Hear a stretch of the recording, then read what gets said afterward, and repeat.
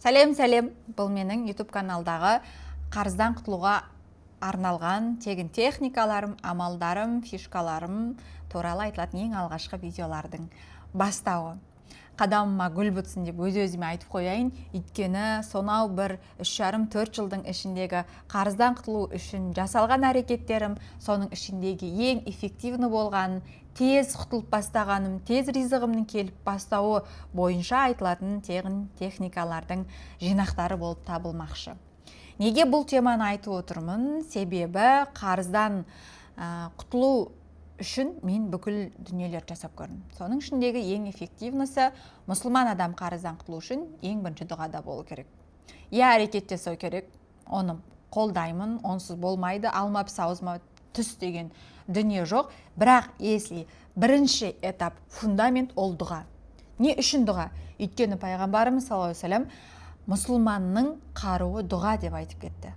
Енді барлығымыз дұға тілеуіміз мүмкін, барлығымыз қандай да бір дұғаларды білуіміз мүмкін, біреуіміз білмеуіміз мүмкін.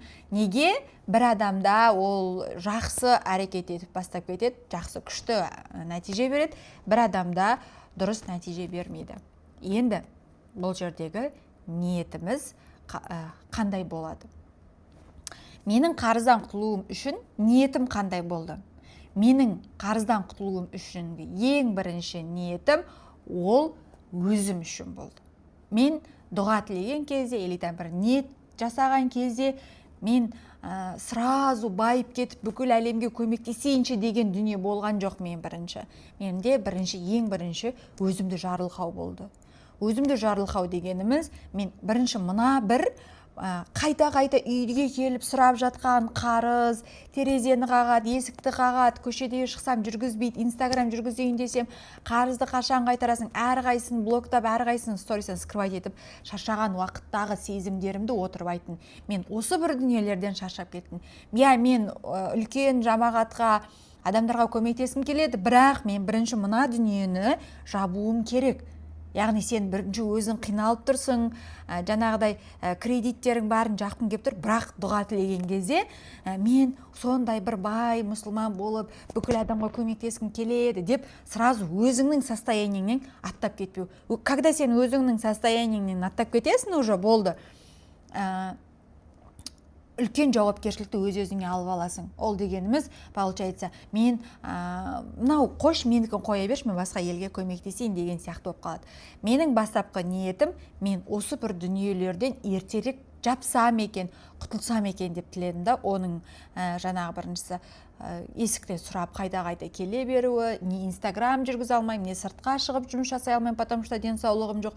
И осының барлығын мен ең бірінші осыларды жапқым келеді дедім. Осылар үшін мен жұмыс жасағым келеді. Мен, может, дұрыс емес болуы да мүмкін. Сразу үлкен сұрасаң, может, сен сразу бай болып кетер ме едің деп айту мүмкін, бірақ осы бір нәрселерден мен жетістікке жеттім.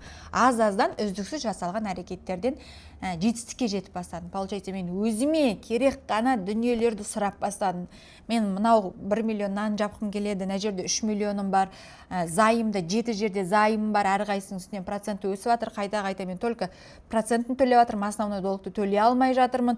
Осы дүниелерді жапқым келеді, маған осыған сай ризық, несібе бер, әрекет бер, алдымнан неше түрлі мүмкіндіктер шықса екен дедім. Соның нәтижесінде мен үйде отырып та бір қолыммен болсын жұмыс жасап бастадым. Получается, мен 300 мың теңге, 400 мың теңге тауып, зайымдарды жаптым. Бірақ сол табыс тапқан кезде сразу барлығын беріп тастаған жоқпын. Барлығын өзіме де қалдырып отырдым. Получается, мен табам 70% кредитке, зайымға, қарыздарға, адамдарға берген процентке алған қарыздарды беремін. 30% всегда өзіме, бала-шағама. Получается, нан аламыз, шай аламыз. И даже ол 10 теңге болуы мүмкін. 3 мың теңге өзімізге, 7 теңге жайлап қарыз кредиттерді жауып бастады деген сөз. И менің ең алғашқы бір әрекеттерім осы ниеттен басталды. Мен өзім үшін кредитті жапқым келді. Біреуге көмектесу мақсатында мен сол кезде мен өз-өзіме көмектесе алмай жатырмын. Басқа біреуге не деп көмектесем деп сұраймын. Ол жерде мен сұраған жоқпын.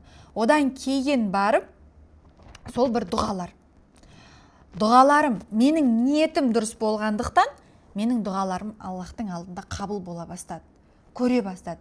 Мен өзіммен честный болғанымның арқасында, получается, менің дұғаларым әсер ете бастады. Ең бірінші ниеттен кейін бүкіл мұсылман тек қана дұға арқылы қарыздан құтылады. Дұға арқылы денсаулығын жөндейді. Келесі видеода қалай мен онкологиямен жазылар алдында дұғалар маған қалай әсер етті, сол туралы айтатын боламын. Баю үшін сен дұғада болуың керек. Біреуге көмектесу үшін, балаң ауырып қалу үшін, барлығы дұғада. Өйткені неге дұға? Дұға дегеніміз Аллахтан сұрау. Сен ең бірінші бәтеңкеңнің бауын Аллахтан сұрайсың, сосын жолға шығасың, әрекетке көшесің, жұмыс істейсің. Ал сен просто так ананы істей беруің керек, мынаны істей беруің керек, сенің жүрегіңде Аллах жоқ болатын болса, тыныштық жоқ болатын болса, онда бұл жерде барлығы бекер деген сөз. Бүкіл мұсылман тек қана дұға арқылы ғана қарыздан құтылып бастайды.